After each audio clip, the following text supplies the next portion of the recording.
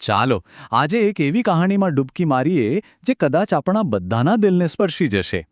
આ કહાણી છે કૌશિક અને બીનાની. એમની સફર, પ્રેમ, સંઘર્ષ અને જીવનના સાચા અર્થની શોધની છે. આ એક એવી લવ સ્ટોરી છે જે આપણને શીખવશે કે સાચો પ્રેમ અને સાથ હોય ને તો જીવનની ગમે તેવી મુશ્કેલીઓ પણ નાની લાગવા માંડે છે. તો ચાલો શરૂ કરીએ આ સફર.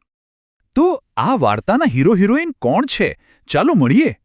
એક તરફ છે કૌશિક, નગવાડા ગામનો, એકદમ મહેનતુ અને સ્વાભિમાની, અને બીજી તરફ છે બીના, એટલી જ સમજદાર, સંસ્કારી અને સંવેદનશીલ. અને આ બંનેના ગુણો જ એમની આખી કહાનીનો પાયો બનવાના હતા. અને અહીંથી જ શરૂ થાય છે એમની અતૂટ સફર. લગ્ન બહુ જ સાદાઈથી થયા હતા. શરૂઆત પણ એકદમ સામાન્ય હતી, પણ એમની આંખોમાં જે સપના હતા ને એ અસામાન્ય હતા. શરૂઆતના દિવસો સહેલા તો બિલકુલ નહોતા. આવક ઓછી હતી, ઘર ભાડાનું, અને એ પણ નાનું. ફર્નિચર તો બસ નામનું જ. પણ ખબર છે, આ બધી ભૌતિક વસ્તુઓની કમી હતી, પણ એમના દિલમાં જે આશાઓ હતી ને એ ખૂબ મોટી હતી. કૌશિકે તો બસ દિવસ-રાત એક કરી નાખ્યા. એને બસ એટલું જ હતું કે પોતાના પરિવારને દરેક સુખ આપી શકે. પણ કહેવાય છે ને, જીવનની રાહ ક્યાં સીધી હોય છે. અને એવું જ થયું. એની મહેનતની સામે જાણે નિષ્ફળતાનો એક મોટો પહાડ આવીને ઊભો રહી ગયો. એક મોટો ઝટકો લાગ્યો. ધંધામાં બહુ મોટું નુકસાન થયું. આખા ઘરમાં જાણે ચિંતાનું એક વાદળ છવાઈ ગયું. જે સપનાઓ જોયા હતા એ બધા પર પાણી ફરી વળતું દેખાઈ રહ્યું હતું. હવે શું થશે એમના સપનાઓનું? શું બધું અહીં જ ખતમ થઈ જશે? પણ વાર્તા અહીં પૂરી નથી થતી. કારણ કે હવે એક એવો વળાંક આવવાનો હતો જ્યાં બીનાના થોડા શબ્દો બધું જ બદલી નાખવાના હતા. એ શબ્દો તૂટેલી હિંમતને જોડવા માટે જાણે કોઈ જાદુ જેવું કામ કરવાના હતા.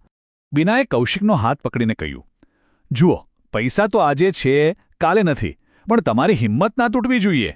હું છું ને તમારી સાથે. અરે આ ખાલી શબ્દો નહોતા. કૌશિક માટે તો આ જાણે નવી ઊર્જાનો સ્ત્રોત હતા. સાચું જ છે, સાચો સાથી મુશ્કેલીના સમયે જ પરખાય છે.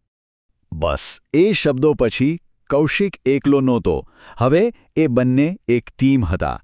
એક એવી ટીમ જે કોઈપણ પડકારનો સામનો કરવા માટે તૈયાર હતી. તો એમણે શું કર્યું? સૌથી પહેલાં તો એકબીજાની હિંમત બન્યા. પછી ઘર ચલાવવામાં મદદ મળે એટલે બીનાએ એક નાની નોકરી પણ શરૂ કરી દીધી. હા, એ દિવસોમાં એમણે પોતાના શોખ છોડવા પડ્યા, પણ એક વસ્તુ ક્યારેય ન છોડી, અને એ હતો એકબીજાનો સાથ. અને મહેનત ક્યારે એળે નથી જતી. વર્ષો સુધી જે સંઘર્ષ કર્યો, જે ત્યાગ કર્યો, એ આખરે રંગ લાવી રહ્યો હતો. ધીમે ધીમે ગાડી પાટા પર આવી રહી હતી, જાણે કે હવે સફળતાનો સૂરજ ઉગી રહ્યો હતો. જરા વિચારો, ક્યાં ભાડાનું એ નાનકડું ઘર અને ક્યાં વર્ષો પછી પોતાનું ઘર, પોતાની કાર.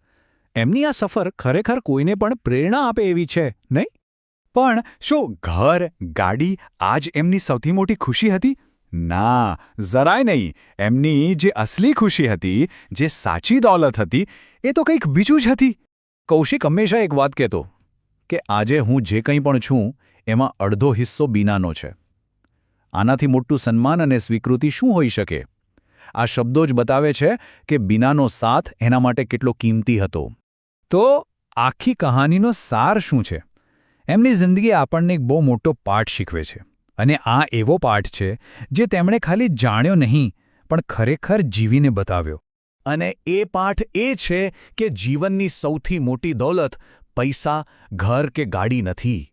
સાચી સંપત્તિ તો છે એકબીજા પરનો અતૂટ વિશ્વાસ, નિઃસ્વાર્થ પ્રેમ અને ગમે તેવી પરિસ્થિતિમાં પણ ન છૂટે એવો સાથ.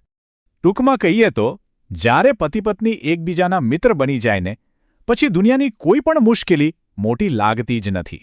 તો આ કહાની પૂરી થયા પછી એક સવાલ મનમાં જરૂર આવે છે, અને એ સવાલ આપણા બધા માટે છે.